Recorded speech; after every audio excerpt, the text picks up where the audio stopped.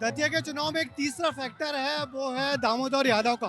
दामोदर यादव जिस तरीके से और जिस तैयारी से खड़े हुए हैं, उससे बीजेपी की कम कांग्रेस की ज्यादा नींद उड़ा रखी है।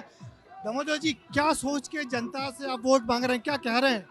जनता से यही कह रहे हैं कि दतिया से भय भ्रष्टाचार मिटाना है। जो बेरोजगारी के कारण दतिया शहर का युवा पिछले 20 साल में कट्टा सट्टा और नशे का आदी हो गया है, उसको रोजगार दिलाने का काम करना है।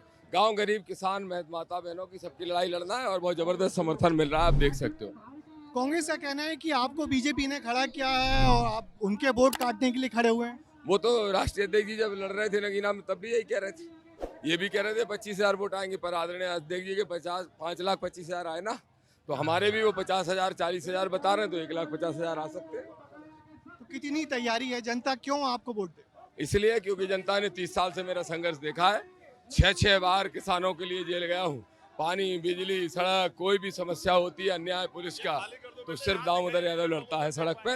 ये जनता ने देखा। 34 केस लगवाए मैंने किसान आंदोलनों के। ये यहाँ पे जो अनुसूचित जाति का वोट है, वो आपके प्रति ज्यादा लामबंद हो रहा है, खासकर युवाओं का। तो ये युवा क्यों आपके साथ आ रहे हैं, ये क्या सोच क्या रहा है? युवा अपने भविष्य को देख के आ रहे हैं। युवा अंगड़ाई ले रहा है, वो पार्टियों की गुलामी से बाहर निकल रहा है। देश के युवा ने राष्ट्रीय अध्यक्ष जी को, चंद्रशेखर आजाद जी को देखा है अच्छा, सड़क पे लड़ते हुए, सदन में अच्छा। लड़ते हुए। हमेशा चंद्रशेखर आजाद जी, क्या सोच के आप यहाँ पे जनता से वोट मांग रहे हैं? देखो, दतिया जो है, डर भय का माहौल होता था एक समय। लोकतंत्र में जहाँ जनता जो है वो आजादी से अपनी मतों का प्रयोग कर सकती है, यहाँ लगातार भय देखा गया। इस बार वो भय टूट रहा। मैं इसका एक उदाहरण आपको बताता हूँ। कल रात एक क्षेत्र की बिजली काटी गई। क्यों काटी गई? कि वहां के लोगों को कहा गया, अगर हमें सत्ता को वोट दोगे तो बिजली जुड़ जाएगी, अगर सत्ता को वोट नहीं दोगे तो बिजली नहीं मिलेगी। वो महिला आई मेरे पास, 30, 35, 40 महिला, आनंदपुर की बात कर रहा हूं। तो मैंने पूछा कि अब क्या करोगी? तो बोले, भैया 4 दिन बिना बिजली के रह लेंगे, लेकिन वोट देंगे केतली को और इनको, इनकी गुंडागर्दी को सबक सिखा। किसी को इतना मत डराओ, किसी को इतना मत डराओ कि लोग उठ के खड़े हो जाएं, जैसे नौजवान खड़ा हुआ था जंतर मंतर पे।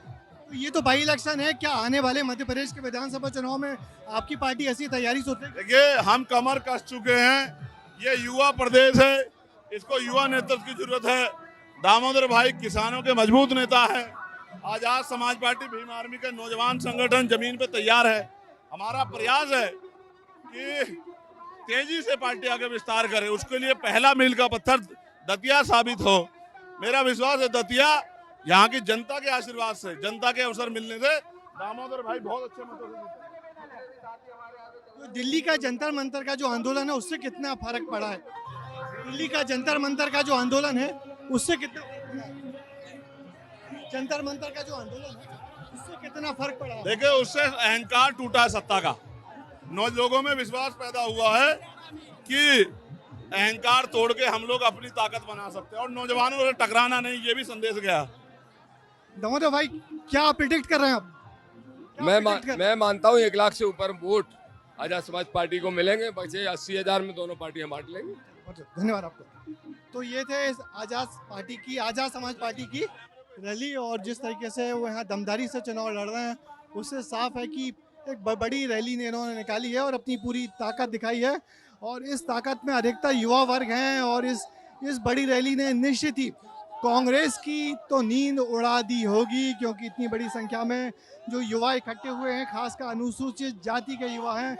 ये बहुत बड़ा वोट बैंक है, और ये लगातार अपनी ताकत दिखा रहे हैं। और इस पूरे इलाके में खासकर ये बुंदेलखंड